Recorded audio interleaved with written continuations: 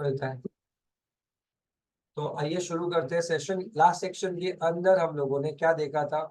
हमें promissory note, bills of exchange cheque का definition, उसके फीचर्स, उसके साथ साथ हमने उसके डिफरेंसेस देखे थे, और फिर हम होल्डर पे गए थे और होल्डर इन ड्यू कोर्स पे जाके वो दोनों चीजों को हमने समझा था। बोलो हाँ या ना। इससे हम आगे आज जाते हैं। आइए शुरू करते हैं सेशन को। अब हम पहले जाएंगे 138 पे।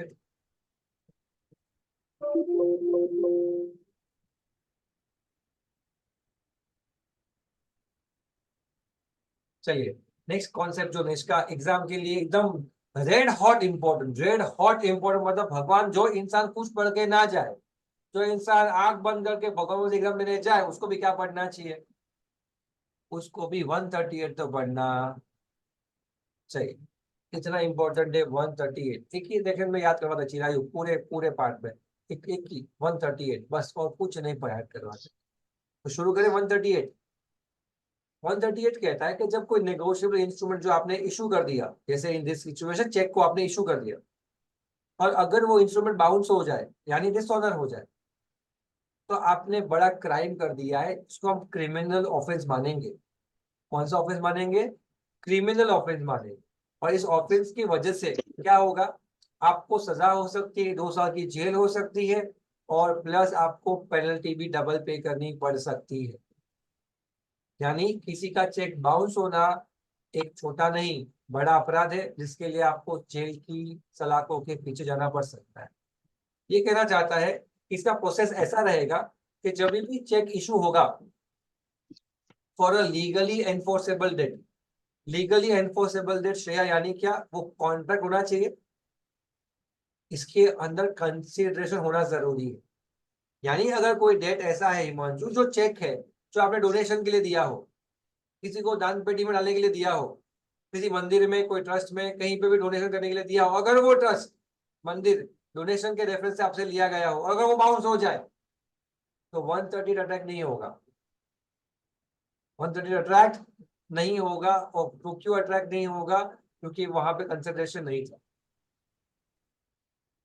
यानी कंसिडरेशन ना होने से 138 के पेनल प्रोसीडिंग अप्लाई नहीं हो सकते, भले चेक बाउंस हुआ हो। आगे लॉ क्या सोचता है इसके अंदर कि इसका रीजन ऑफ डिसऑनर क्या होना चाहिए? Insufficiency of funds, wrong date, wrong amount, या रॉन्ग सिग्नेचर। तो सिर्फ एक ही होना चाहिए, वो है insufficiency of funds. Insufficiency funds के कारण अगर चेक बाउंस हुआ है तो 130 अट्रैक्ट होगा। उसके अलावा कोई और रीजन से अट्रैक्ट कुछ हुआ हिमांशु, तो कुछ नहीं होने वाला। तो कुछ नहीं होने वाला, आप कुछ नहीं कर सकते, क्योंकि वो गलती इनसफिशिएंसी ऑफ फंड्स की नहीं है।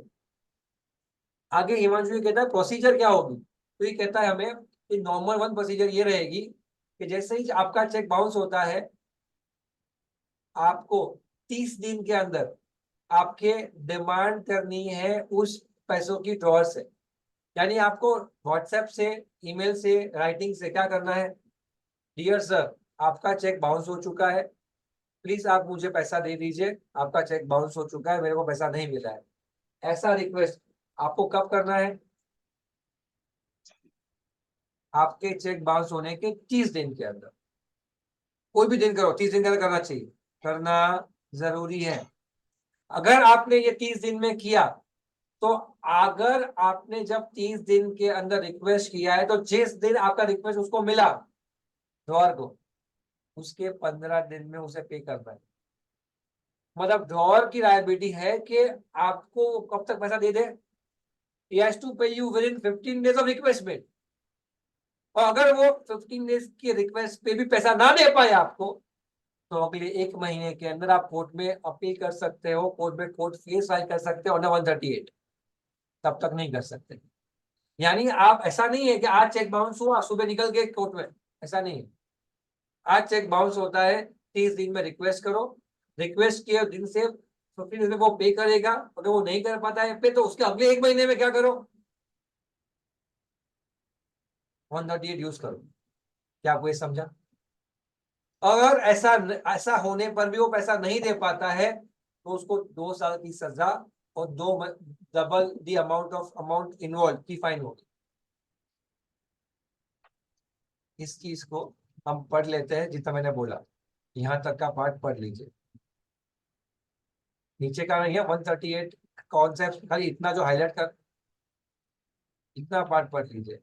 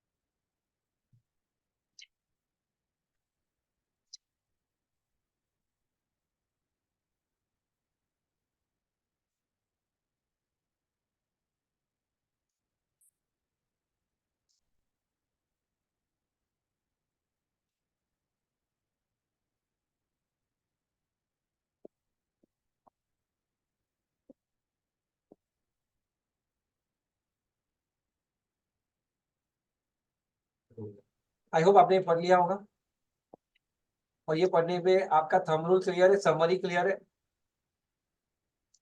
अब ये समरी कैसे काम आएगी, ये पता है हमें कैसे काम में आएगी, मैं भी वो समझा देता हूँ। By chance question case study आया, क्या आया हिमांशु? Case study. तो we are not going to make a tabular format, ये तो हमें सीखने के लिए था। So how do you convert this into tabular format? का answer is a descriptive exam questions here as per provisions of I as of provisions as contained under NI Act 1880. In case where check gets dishonored due to insufficiency of funds against a legally enforceable debt, it shall be duty of the payee to inform the same to the drawer within 30 days of dishonour of check. On receipt of such notice, the drawer shall pay the amount due within 15 days.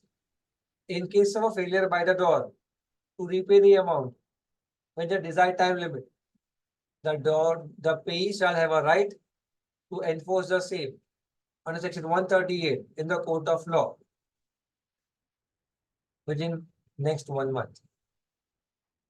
तो मैंने वही बोला जो लिखा है, लेकिन पढ़ना और याद करना अलग चीजें है, लिखना और याद करना अलग चीजें है। तो एक तो लिखना क्या है वो याद रखना पड़ेगा ना हिमांशु। तो ये स्टेटमेंट जो बनाया है वो हमें किस बारे में याद करवाएगा कि लिखना क्या है वो याद करवाएगा। It will help you to remember what you have to write and then you have to write in your own words. Do you agree? इसके अंदर ना इसमें ड्राफ्टिंग इंपॉर्टेंट नहीं है श्रेया, यहाँ पे ना टाइम लिमिट्स इंपॉर्टेंट है कि आप जो लिखो सच लिखो। 15 days, 1 month, 1 month, 30 days, dishonour होगा, insufficiency of funds, legally impossible, ये शब्द इंपॉर्टेंट है, तो अगर यही याद है तो फिर आप ड्राफ्टिंग कुछ भी करो, मार्क्स मिलने ही वाले हैं, क्योंकि इन्फॉर्मेशन है उस कंटेंट के अंदर, तुमको समझा। अभी नेक्स्ट क्वेश्चन आता है, इन्फॉर्मेशन डाल दो जैसा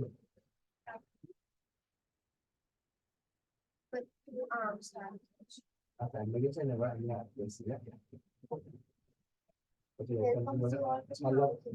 अलग फैमिली वर्ड जैसे मुझे वेलकम से ऑल तो अच्छी का एक भी वर्ड ऐड कर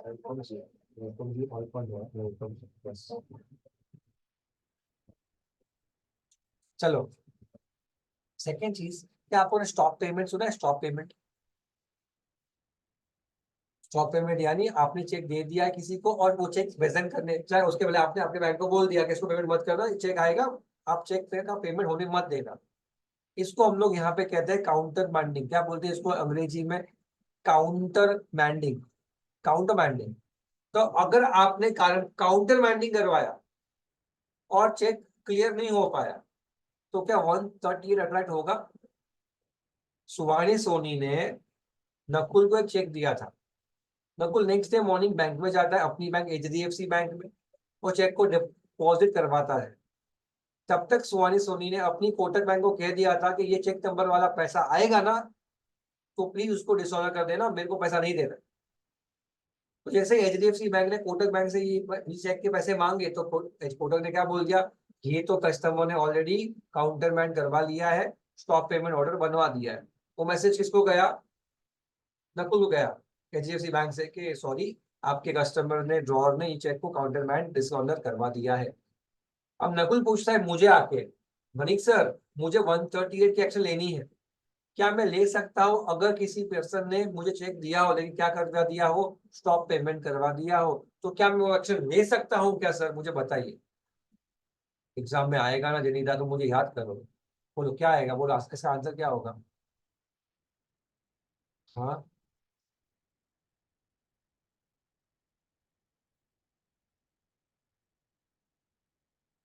मोक्ष क्या बोलता है? मोक्ष नहीं सर। नहीं कर सकता। श्रेया क्या बोलती है? श्रेया नहीं पता, श्रेया पता ही नहीं, बात खत्म।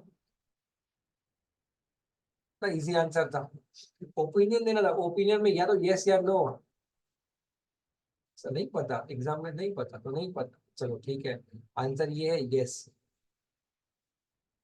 बोला एक बार कमिटमेंट कर दी, निभानी पड़ेगी, नहीं निभाई तो भुगतनी पड़ेगी, जैसे शादी में होता है, कमिटमेंट कर दी निभानी पड़ेगी, नहीं निभाई तो।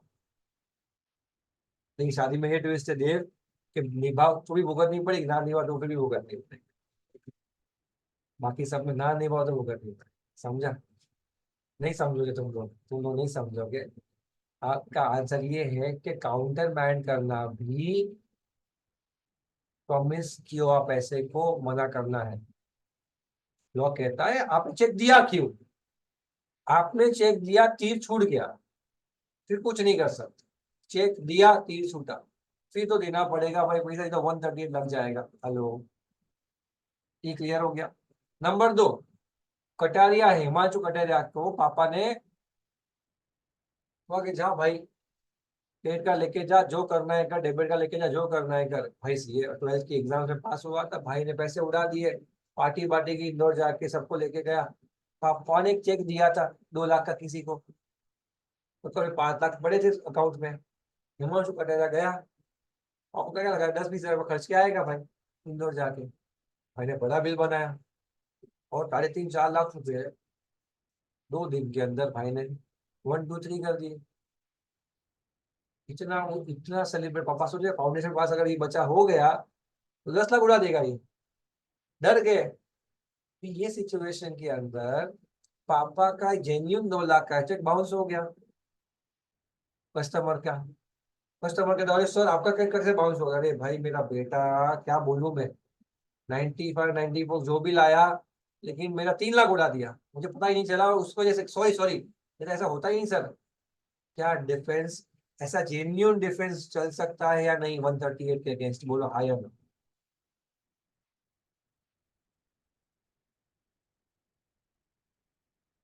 भाई और बहनों, इमोशंस को कानून से मिक्स मत करो।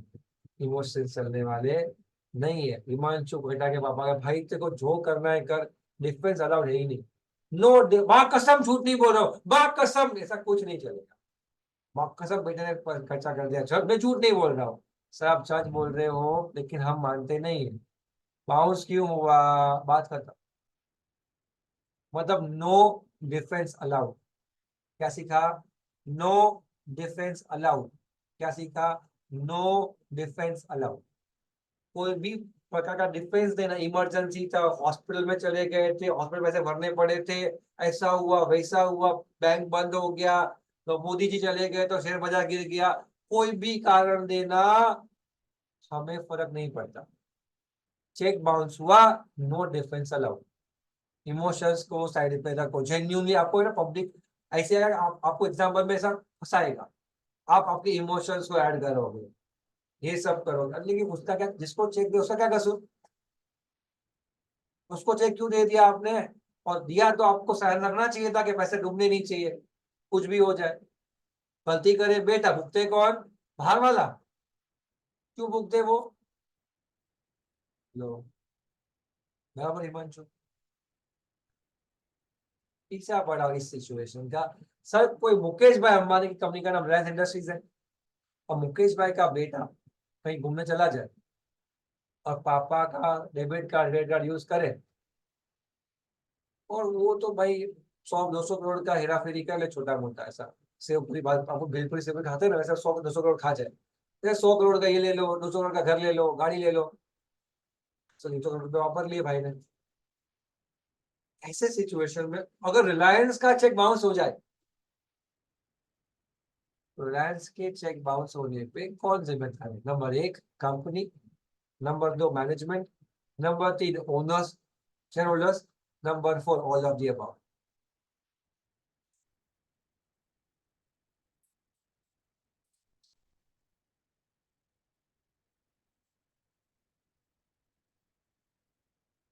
कौन है भाई? ऊपर वाला भगवान।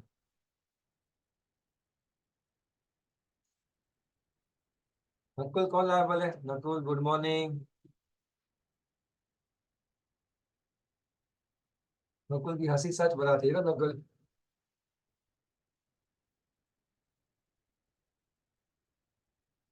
बंदो तो टेढ़ा बैठा है कि टेढ़ा है?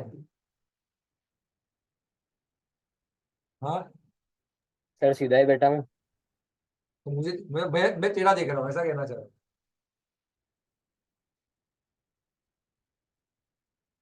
हाँ गया, गुल हो गया। बाकी सबको देख और तेरे को देख। ऐसा है भाई, सेठ अपना बेटा। आंसर पता है क्या है? अगर आप ये बोलते हो तो जेल में कौन जाएगा? रिलायंस का फोटो जाएगा जेल में?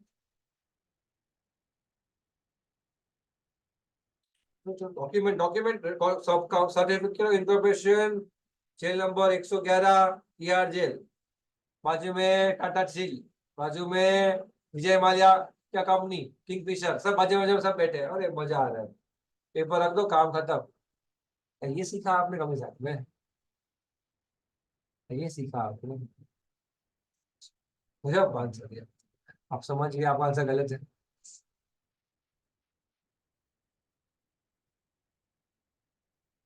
इसीलिए, चलिए, इसीलिए ये तीन पार्ट पढ़ लीजिए जो मैंने आपको अभी दिखाए। एक defence not allowed, offences by companies, stop payment order, ये तीन पार्ट को पढ़ लीजिए। ये वाला मैं पढ़ाऊंगा, बराबर है? ये तीन रेडी है मोक्ष, come on fast, defence not allowed, offence by company, stop payment. और ये करने के बाद मैं आपको गारंटी देता हूँ, गारंटी, जो भी पेपर में क्वेश्चन आएगा तो इसमें से ही होगा, 100%। पढ़ो ध्यान से। मैं आया 2 मिनट में, पढ़ लो।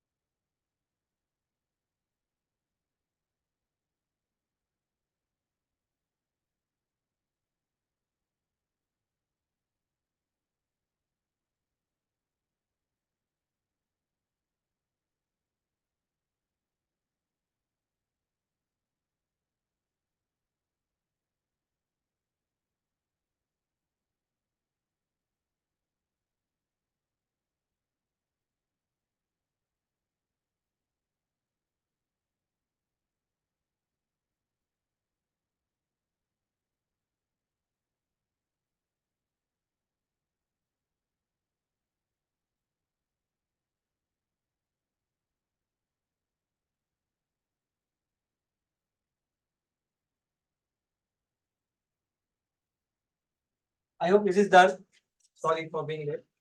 हो गया ये। लास्ट पार्ट कहता है कि अगर ट्रांस एक ही मैटर के एक ही इंसान के ऊपर अलग अलग लोगों ने केस फाइल करके रखा है अलग अलग कोर्ट में, तो ये सेक्शन ये अपॉर्चुनिटी देगा कि वो सारे के सारे केसेस एक ही जगह पे एक साथ कवर हो, जिससे कोर्ट का टाइम बचेगा, सुनवाई जल्दी होगी और हर एक चीज एक साथ फिनिश हो जाएगी। आपने 138 पूरा फिनिश किया, अभी क्लियर विद दिस 138 पूरा? Sir yes. Sir stop order payment में हर बार इनसफिशिएंट बैलेंस से होगा कि सफिशिएंट बैलेंस से भी हो सकता है?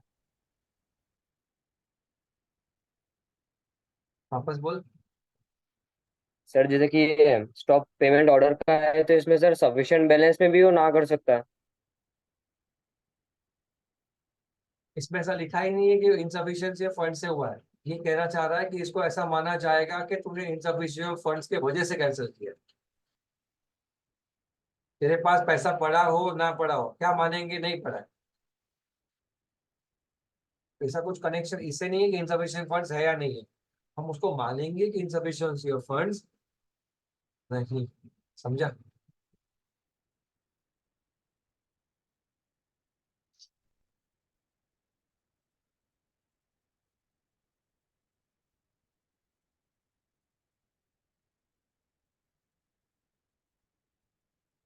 अब ये चीज है ना, ये वाली चीज आपके पोर्शन में नहीं है, लेकिन मैंने सिर्फ टिक मार्क करी थी जिससे मैं आपको सिर्फ ये वर्ड्स को समझा सकूं। नोटिंग एंड प्रोटेस्ट, ये नोटिंग एंड प्रोटेस्ट आगे कहीं ना कहीं पढ़ने में काम में आ जाते हैं, इसलिए मैंने इसको यहाँ पे ऐड करके रखा है। नोटिंग यानी क्या और प्रोटेस्ट यानी क्या, शायद आपने अकाउंट में पढ़ा होगा नोटिंग, शायद पढ़ा होगा अकाउंट्स में। मैं समझा देता हूँ वापस। नोटिंग यानी जब ये फैक्ट को नोटरी पब्लिक जब ये फैक्ट को नोट करता है कि चेक बाउंस के कोई भी बिल डिसऑर्डर हुआ है, उस फैक्ट को नोट करना कि मैंने खुद चेक भेजा था, मैंने खुद बिल्स ऑफ एक्सचेंज भेजा था और उसने जेन्युइनली पे नहीं किया है, जब ये बात की कोई गवाही दे उसे हम क्या कहते हैं? नोटिंग। क्योंकि हमने जो प्रेजेंट किया था वो खुद डालेगा बिल उसी को, और वो देखेगा कि पार्टी पे करती है या नहीं, उसे हम नोटिंग कहते हैं। और उस नोट होने के बाद अगर वो सर्टिफिकेट इशू करे कि मैं हिमांशु कटारिया नोटरी पब्लिक जिसने मुस्कान सोनी का ये बिल जिसका तलवा को जो इशू किया गया था उस पर सेंड किया था, ये नोट भी हुआ है, अभी मैं सर्टिफाई करता हूँ कि ये बिल डिसऑर्डर है, और फिर साइन कर दे, उसे हम प्रोटेस्ट कहते हैं। यानी प्रोटेस्ट एक सर्टिफिकेट है, नोटिंग नोटिंग एक एविडेंस है। हेलो, उस एविडेंसेस के बेस पे जो सर्टिफिकेट इशू करे उसको हम प्रोटेस्ट कहते हैं। खत्म। एग्जाम्स में आ सकता है नहीं, क्योंकि सिलेबस में ही नहीं है आपके, सिलेबस में ही नहीं, मैंने सिर्फ काट के रखा है, बट कॉन्सेप्ट समझाना जरूरी था। 138 हो चुका है, 138 तक हमने कर लिया है। अब हमें ये समझना है नेगोशिएशन और मेथड्स, फटाफट खत्म हो जाएगा, 5 10 15 मिनट मैक्सिमम। नेगोशिएशन का मतलब क्या होता है, नेगोशिएशन के मेथड्स क्या होते हैं, और एंडोर्समेंट का मीनिंग क्या होता है, ये हमें देखना है। ठीक है। नेगोशिएशन यानी क्या? नेगोशिएशन यानी ट्रांसफरिंग द इंस्ट्रूमेंट। नेगोशिएट करना यानी क्या करना, बार्गेन करना नहीं, नहीं सर। नेगोशिएट यानी ट्रांसफर करना। क्या? नेगोशिएबल इंस्ट्रूमेंट, जिससे क्या होगा कि अभी दूसरे बंदे को हम क्या बना देंगे, उसके जिसको ट्रांसफर किया उसको होल्डर बनने की प्रक्रिया को ट्रांसफर यानी नेगोशिएशन कहा जाता है। नेगोशिएशन यानी transfer of the instrument to make the person the holder of the instrument. बोलो हाँ या ना। हेलो। अब ट्रांसफर दो प्रकार के होते हैं, बाय डिलीवरी भी होता है और बाय एंडोर्समेंट भी, डिलीवरी भी होता है। जिसका जो इंस्ट्रूमेंट्स कौन से होंगे, बेरर होंगे, वो सिर्फ डिलीवरी होने से भी क्या हो जाएंगे, नेगोशिएट हो जाएंगे, यानी ट्रांसफर हो जाएंगे। आई रिपीट, जो इंस्ट्रूमेंट बेरर होते हैं उसको सिर्फ डिलीवर करने से ट्रांसफरेबल है, लेकिन जो इंस्ट्रूमेंट कौन से है, ऑर्डर इंस्ट्रूमेंट है, जिसका जिसपे किसी का नाम लिखा हो, मुस्कान सोनी, जेनिता, ऐसे कोई नाम लिखा हो, तो उस नाम वाले इंस्ट्रूमेंट को डिलीवर करने से किसी और के नहीं हो जाते, तो उसको क्या करना पड़ता है, वैसे इंस्ट्रूमेंट्स को एंडोर्स भी करना पड़ता है। क्या करना पड़ता है? एंडोर्स भी करना पड़ता है। अब एंडोर्समेंट यानी क्या, बराबर, ध्यान से सुनना, ध्यान से सुनना। एंडोर्समेंट यानी क्या? तो एंडोर्समेंट यानी साइन करना। क्या करना? साइन। कहाँ पे साइन करना? उस इंस्ट्रूमेंट के सामने के साइड पे, उसको फेस बोलते हैं। उस इंस्ट्रूमेंट के पीछे के साइड पे, जिसको हम क्या बोलते हैं, बैक। या फिर उस इंस्ट्रूमेंट के स्लिप पे, यानी जिसके साथ पावती अटैच की है, उस पेज पे। Endorsement mean signing on face, back and the slip. By whom? जिसके पास अभी इंस्ट्रूमेंट है, मतलब कौन? Holder. For which purpose? For the purpose of dash, for the purpose of negotiation. I hope आपको समझ आ रहा है।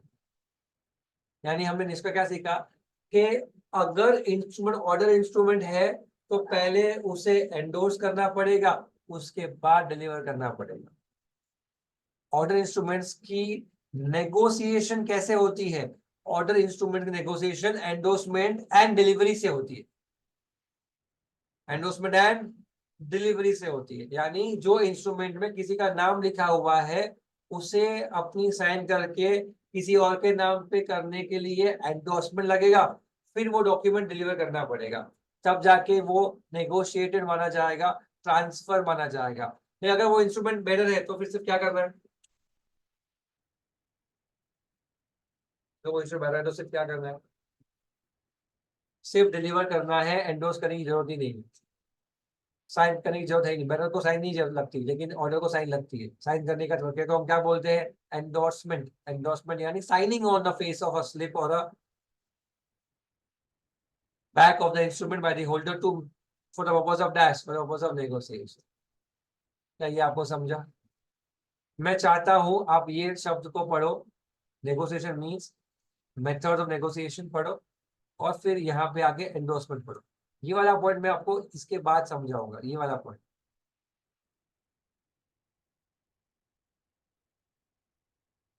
दोनों पॉइंट्स को साइड पे, होल्ड पे रखना। क्या पढ़ोगे? ये नेगोशिएशन, फिर ये मेथड और ये एंडोर्समेंट का मीनिंग, इतना पढ़ो।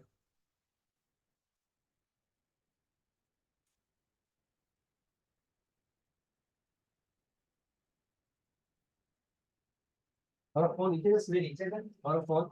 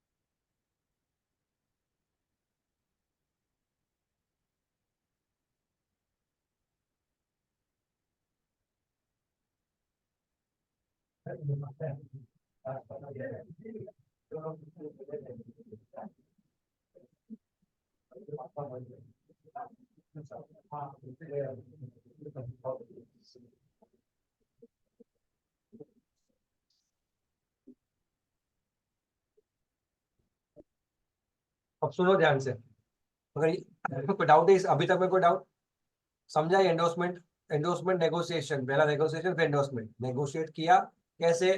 तो या तो डिलीवरी से या तो एंडोर्समेंट एंड डिलीवरी से। बेरर है तो सिर्फ डिलीवरी से, और ऑर्डर है तो एंडोर्समेंट भी करना पड़ेगा। ये कहता है कि हिमांशु डिलीवरी अगर एंडोर्समेंट होने के बाद अगर डॉर बढ़ जाता है, होल्डर बढ़ जाता है और डिलीवरी उसका उसका बेटा करे, तो उसे हम नेगोशिएशन वैलिडली सॉरी उसे हम वैलिड नेगोशिएशन नहीं कह सकते। दोनों का एक ही इंसान से होना जरूरी है, जिसने एंडोर्स किया वही डिलीवर करेगा। अगर वो अलग अलग इंसान से होता है तो वैलिड माना जाएगा नहीं, it has to come from the same person. जिसने एंडोर्स किया, एंडोर्स करने के बाद कल सुबह लेके जा रहा हूँ, ठीक है सर, रात को डबक गए तो डिलीवरी किसी और ने की नहीं चलेगी, वापस एंडोर्स करना पड़ेगा और वापस डिलीवर करना पड़ेगा। समझ में आया? समझ में आया मैंने क्या बोला? इस दिस ये वाला पार्ट बोला, ये वाला।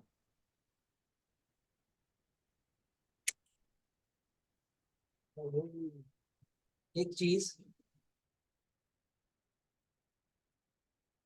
ये आपको है, इनकोड इंस्ट्रूमेंट्स।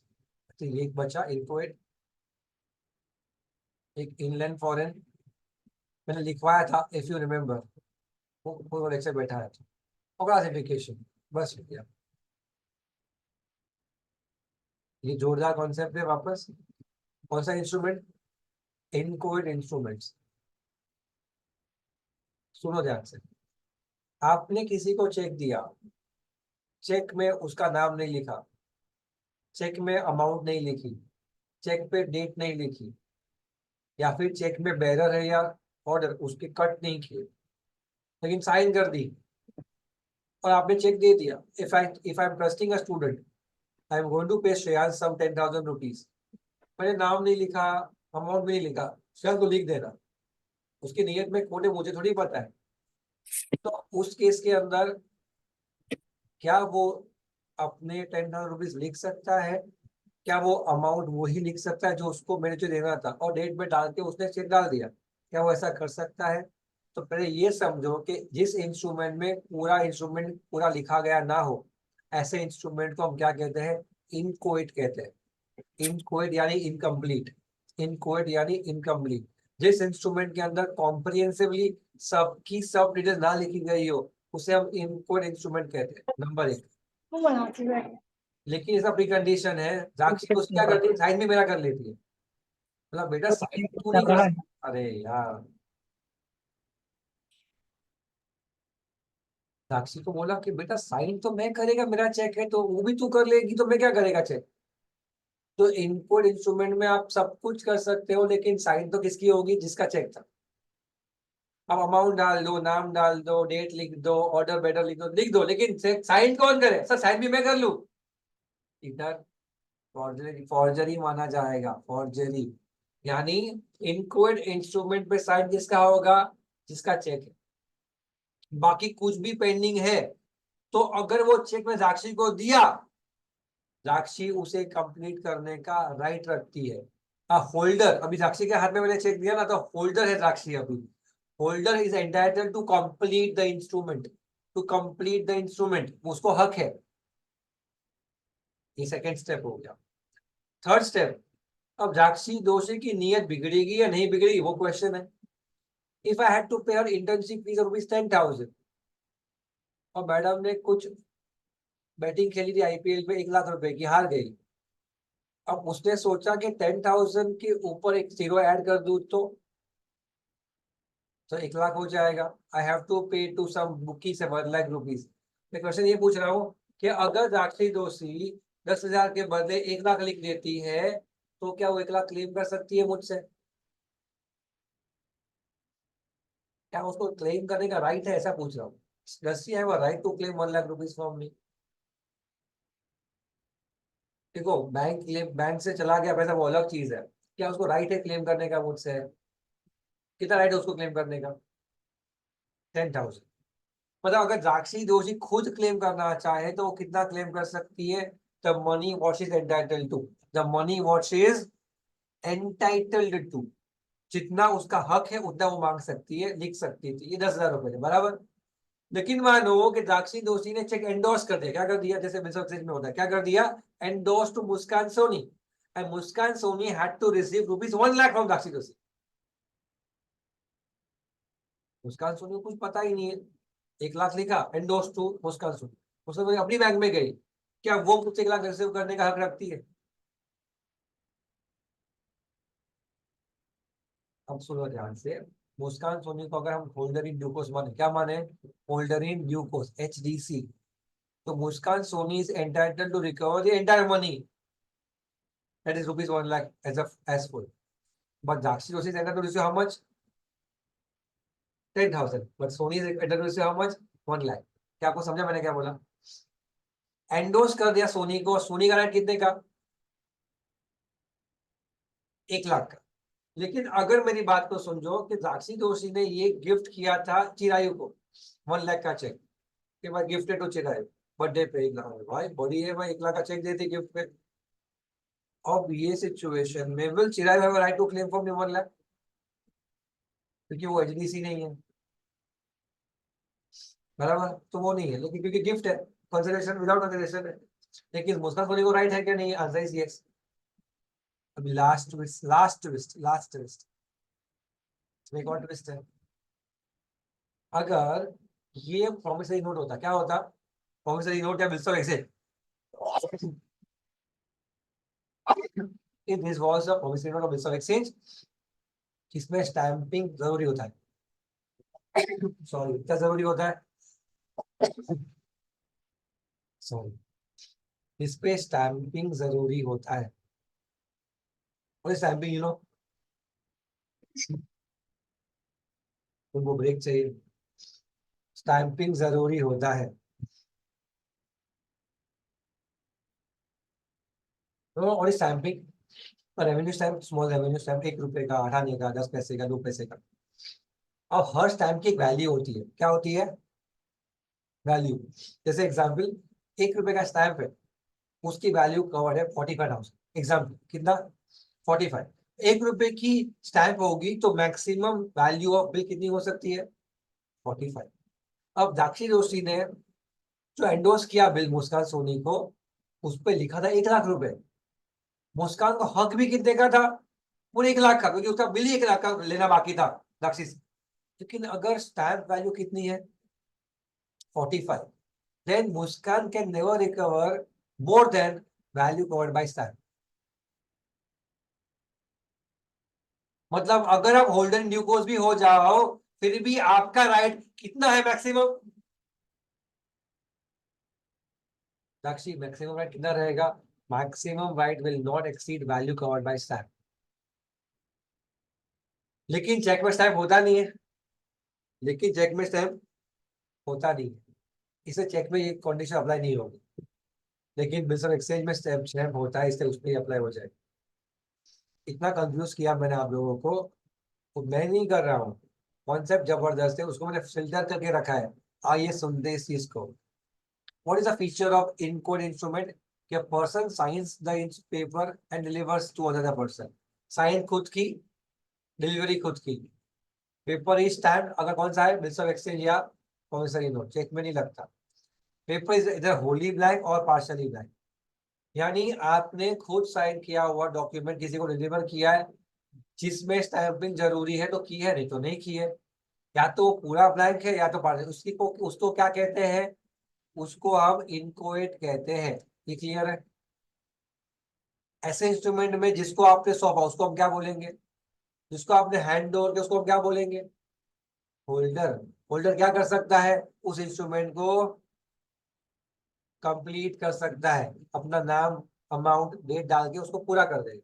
अब क्या होगा, फुल भी लायबल। तो ये कहता है कि अगर होल्डर इन ड्यू कोर्स के पास ये इंस्ट्रूमेंट चला गया निष्का, इन आवर एग्जाम्पल कौन थी वो, मुस्कान थी, तो she can recover whole amount specified in the instrument, यानी 1 लाख रुपए पूरे वसूल कर सकती है, लेकिन it should not exceed amount covered by dash, amount covered by stamp value से बढ़ना नहीं चाहिए। ये आपका पहला स्टोरी। अगर द्राक्षी दोषी खुद के पास होता, उसको मदर केस में कवर करते हैं। She cannot recover anything in excess of the amount intended to be paid, यानी द्राक्षी दोषी के पास है तो कितना रिकवर कर सकती, जितना उसको पे करना मुझे था, दैट इज 10,000 रुपीज। लेकिन ये अगर दाक्षी ने किसी को एंडोर्स कर दिया तो वो कितना रिकवर कर सकती है, एचडीसी मुस्कान सोनी पूरे 1 लाख रुपए, लेकिन स्टैम्प वैल्यू है तो not more than value of stamp. अब मैं आपको 2 मिनट दे रहा हूँ सुनने को, समझने को, सुन लो समझ लो फिर मुझे पूछो।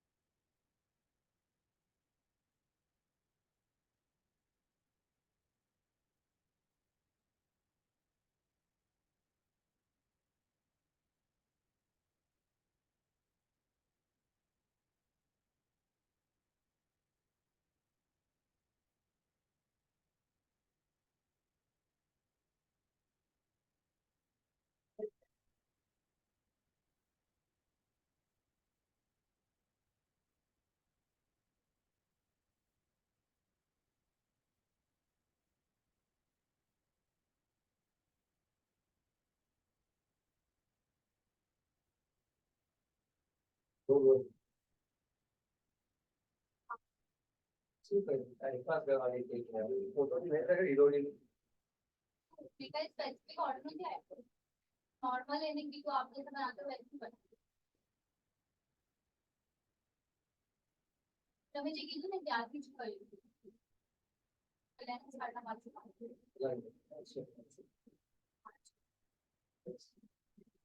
एक बार मैंने बच्चे आगड़ गए तो मैंने 50 बोली थोड़ा ऑर्डर कर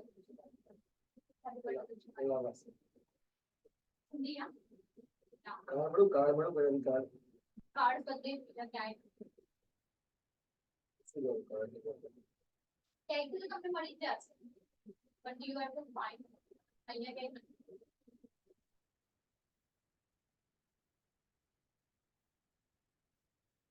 पूरा रिव्यू व्हाट्सएप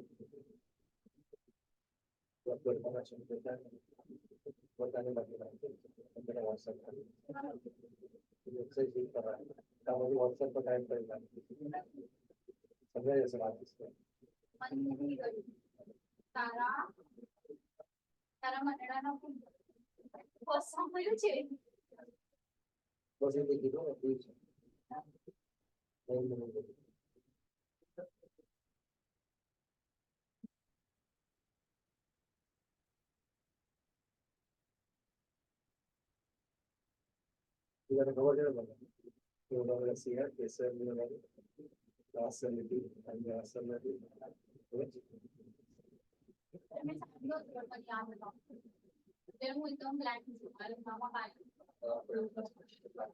आई होप कहीं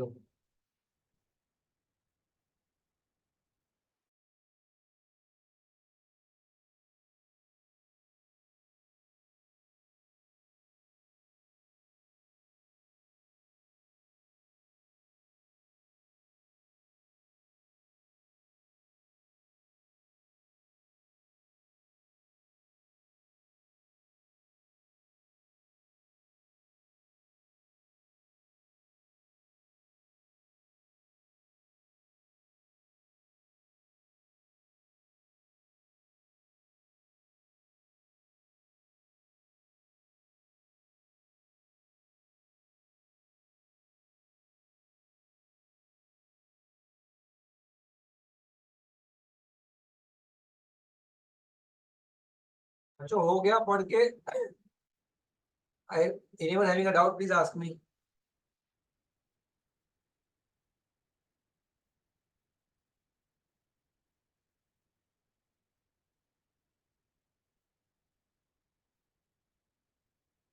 Please ask me a doubt please, come on, कुछ तो आना चाहिए इसके ऊपर।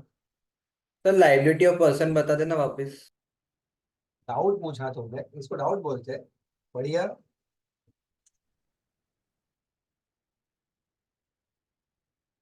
मोक्षा, मुस्कान, सॉरी मुस्कान क्या थी, मुस्कान और एचडीसी थी।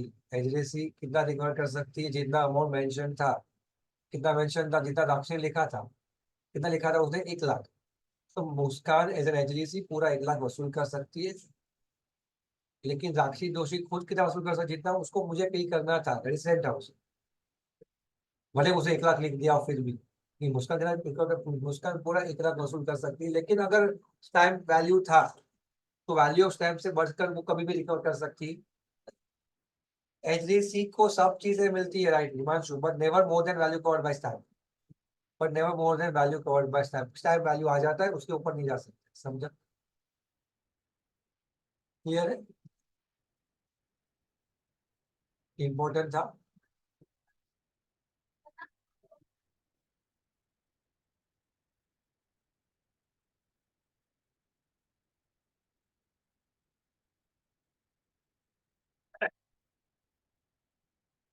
क्लासिफिकेशन इंस्ट्रूमेंट के अंदर order instrument, better instrument, demand instrument and time instrument. Order यानी वो जो किसी पर्सन को पेबल हो, या पर्सन के बाद किसी को एंडोर्स किया गया तो उसके पर्सन को एंडोर्सेबल हो। मैंने निष्का का नाम लिखा था, निष्का लिखा देव, इसने लिखा दाक्षी, दाक्षी लिखा श्रेया। तो ये सब क्या है? पेबल टू अ पर्सन और हिज ऑर्डर। मैंने कहा या तो मैं निष्का को पे कर दूंगा या फिर निष्का जिसको कहे उसको पे कर दूंगा। इसे क्या कहते हैं? Order instrument. वेर यानी क्या? Payable to the person who is the holder. नाम लिखा ही नहीं है, नाम लिखा ही नहीं है, तो उसको क्या मानेंगे?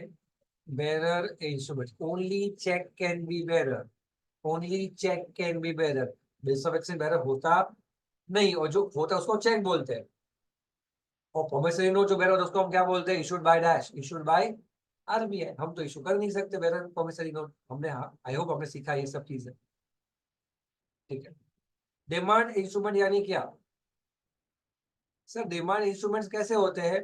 जैसे हम बैंक में जाके चेक सबमिट करेंगे तो पैसा मिलेगा, घर पे तो बैंक, घर पे बैठे बैठे पैसा मिलेगा नहीं। इसको क्या कहते हैं? Demand instrument. जहाँ पे पेमेंट करने के लिए हमें डिमांड करना पड़ेगा, तब जाके पैसा मिलेगा, तब तक पैसा मिलेगा नहीं। और टाइम इंस्ट्रूमेंट यानी क्या? जिस इंस्ट्रूमेंट में ड्यू डेट स्पेसिफिक, जैसे बिजनेस एक्सचेंज में होता है पेबल ऑन दो so and so date, after sign, before sign, on due date, before due date, जहाँ पे टाइम स्पेसिफाइड है उसको हम करें। तो ऑर्डर इंस्ट्रूमेंट में भी टाइम हो सकता है, बेरर भी टाइम हो सकता है, डिमांड भी टाइम। टाइम एक नेचर है जो सब में आएगा। Do you agree? तो आपके लिए इंपॉर्टेंट यहाँ पे कौन सा है? ये दो, ये वाला और ये वाला।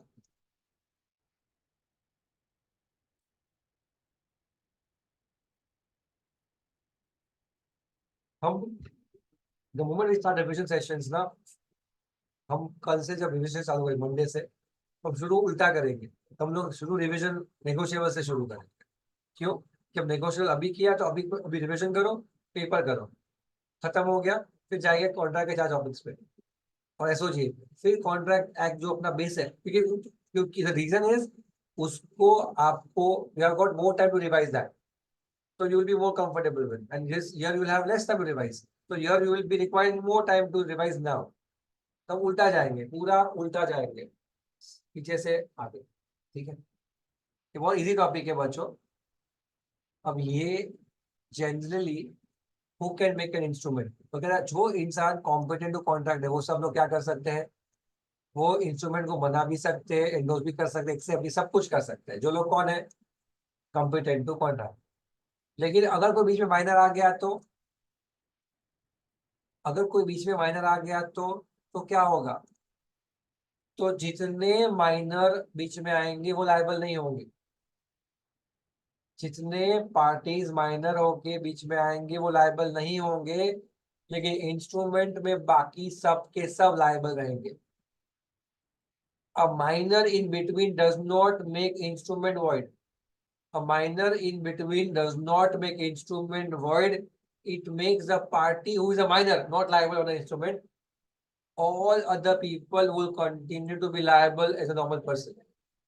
हम इंस्ट्रूमेंट को अवॉइड नहीं कर सकते, हम सिर्फ इसको अवॉइड करेंगे, हम सिर्फ माइनर को लायबल नहीं करेंगे। ये सच है इस चीज का, समझा, important. In case of company क्या होगा, देव कंपनी के अंदर होता है memorandum of association. Memorandum of association के अंदर क्या होता है, ऑब्जेक्ट लॉस। ऑब्जेक्ट लॉस के अंदर क्या होता है, पावर होता है, किसी से पावर, लोन लेने का पावर, देने का power, bills of exchange accept करने का पावर, एंडोर्स करने का पावर, प्रोमिसरी नोट एक्सेप्ट करने का पावर। तो अगर वहां पे पावर है तो आप कर सकते हो, नहीं है तो आप नहीं कर पाओगे, नहीं कर पाओगे तो उसे अल्ट्रा वायस कहा जाएगा, अल्ट्रा वायस या वॉइड अग्रीमेंट, तो आप कॉम्पिटेंट कॉन्ट्रैक्ट हो ही नहीं उसको करने के। समझा मैंने क्या बोला, सुना होगा, समझा होगा आप लोगों ने उस चीज को। चलिए, अब सिर्फ एक ही चीज बचती है इस पे पढ़ाने की, वो क्या है, ये क्या, इनलैंड और फॉरेन। मैंने ना ये इनलैंड फॉरेन को मैं आज नहीं करवाऊंगा, मैंने ना लिखवाया है inland foreign. Anyone was there in the lecture where I made you write, यहाँ से कोई था, सुहानी थी ना, सुहानी, सुहानी वो जो राइटिंग है ना बेटा, वो ग्रुप पे डाल दो, और लेक्चर नेक्स्ट में जब हम उसके क्वेश्चन आंसर और रिवीजन करेंगे, पहला सेक्शन हम इसका रखेंगे, तब खाली वो सुहानी वो सबको बोलो कि लिख के आ जाए, अरे इतना कर लेना सब लोग, ठीक है, वो लिख के आ जाना क्या, इनलैंड एंड फॉरेन, ठीक है, और keep your module together with you, क्योंकि उसके क्वेश्चन आंसर्स भी हम पहले लेंगे, मॉड्यूल के पीछे होंगे आपके, ठीक है। तो ये पीडीएफ में शेयर करता हूँ फिलहाल आपको, इसमें टिक मार्क और कट मार्क मारा हुआ है, जस्ट फॉर योर रेफरेंस कि आपको क्या पढ़ना है, बराबर, मैंने जो पढ़ा है वो उसमें टिक मारा हुआ है। अब इतना पढ़ के आना, हम कल, कल संडे सॉरी मंडे को हम क्या करेंगे, आप एक दिन पढ़ लो, मंडे को हम नेगोशिएबल पे 2 घंटा प्रैक्टिस करेंगे, आधा पौना घंटा रिवीजन, 1-1.5 घंटा क्वेश्चन आंसर। उसके बीच में मैं गैप भी दूंगा, जहाँ मान लो कि मैं रिवीजन डाउट सॉल्विंग रखूंगा दोपहर को। क्या आप क्लास आने वाले हो मंडे को, आने वाले हो, आपका इकोनॉमिक्स हो गया कि बाकी है, बाकी मैथ्स इको चालू है। अगर दोपहर को टैक्सी 2 से 2:30 ऐसा कुछ टाइम आप लोग मुझे दे सकते हो तो मैं आपके डाउट सॉल्व कर लूंगा, अगर आपने नहीं पढ़ा है और आपको कुछ बचता है तो। शाम को मैं आपके लिए वापस आऊंगा, किसके लिए, पेपर्स के लिए। तो मैं चाहता हूँ तब तक आपका पढ़ने वाला पार्ट पूरा हो जाए तो पेपर करने में मजा आएगा, ठीक है। और रही बात वो कॉन्ट्रैक्ट के पीडीएफ की, प्रॉब्लम ये हुआ है था, मैं क्यों नहीं दे पाया था, रीजन इज सिंपल, कुछ तो इशू हुआ था उस पीडीएफ में, वो पीडीएफ ओपन हो रही थी ना जो, वो प्ले नहीं हो रही, प्ले मतलब वो शेयर होने पे वो ओपन ही नहीं हो रहा था। तो आज मोस्ट प्रोबेबली वो क्लियर होगा, मैं आपको अभी भी दे सकता हूँ, बट वो स्प्लिटेड था पूरा, तो वो जो कंबाइन वाला पार्ट था वो करप्ट हो चुका था। आई टुडे डे एंड के पहले आई शेयर, मैंने जो जिनको क्लासेस को भेजी थी ना उनसे वापस मंगवाइए कि आप आपको कॉपी मुझे दे दो, तो वो शेयर मैं आपको कर दूंगा। आप फिलहाल फोकस इस पे करना पता है, नेगोशिएबल का रिवीजन कर लो, और फिर मैं आपको टाइम दूंगा फोर्थ ऑफिसर रिवीजन का, फिर एसओजीए का, और फिर कॉन्ट्रैक्ट का। और फिर कंपनीज का और एलएलपी का, वो भी मैं आपको पेपर्स तो मैं आपके सब करवाऊँ, ठीक है। Now every revision will be my responsibility in terms of companies act, LLP, partnership, कोई भी हो, कॉपी बनाया किसी ने भी हो, सो डाउट्स में आप मुझे पूछ सकते हो, ठीक है। चलो भाई से लेके कराओ जो चेंज हो। मैं साले की कल एंगेजमेंट, इसमें कल छुट्टी रखना, फिर मैं कल भी मिल लेता, ठीक है। और वैसे ही टाटा, सब ठीक है।